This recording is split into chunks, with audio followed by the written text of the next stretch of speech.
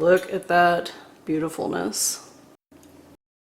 Let's get started with our Blackberry Balsamic sauce. So 6 ounces of organic blackberries, 3 tablespoons of balsamic vinegar, and this is the one that you get at Costco. It's this one. And onto the stove.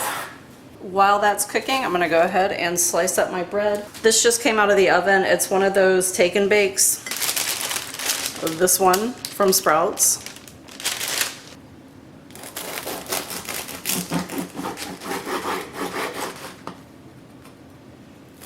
While my blackberries are on the stove, so pretend this is the stove, I am using a fork and like mushing them like this. I'm going to cook them until a lot of this liquid is gone. So I just took the blackberries off the stove and they look like this. I stirred in a 1/4 cup of sugar, but I forgot to hit record.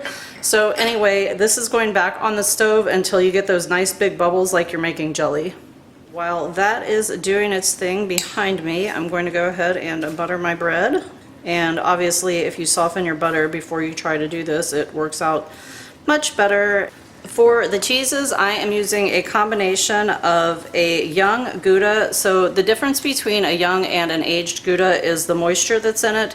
This is still going to be creamy when you go to melt it down, like it's going to make a nice grilled cheese. If you try to use an aged Gouda, it is not going to be melty and delicious. It's going to be dried out and not quite right for a grilled cheese texture. The other cheese that I'm using is Havarti, which is definitely a nice creamy melty cheese, and I'm going to grate both of these up.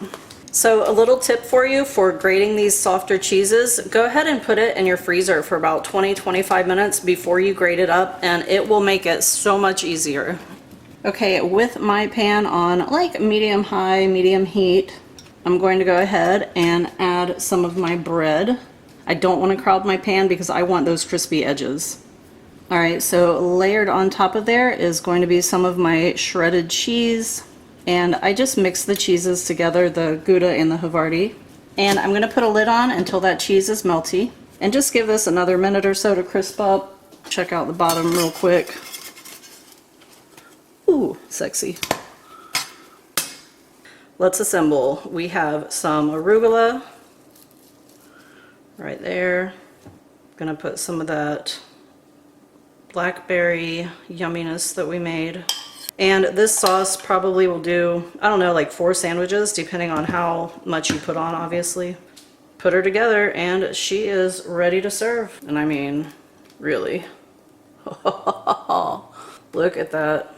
Look at that beautifulness. Thank you all so much for watching today. Be sure to check out some of my other delicious sandwich recipes, which I will leave you right over there to the side. And happy cooking, everyone!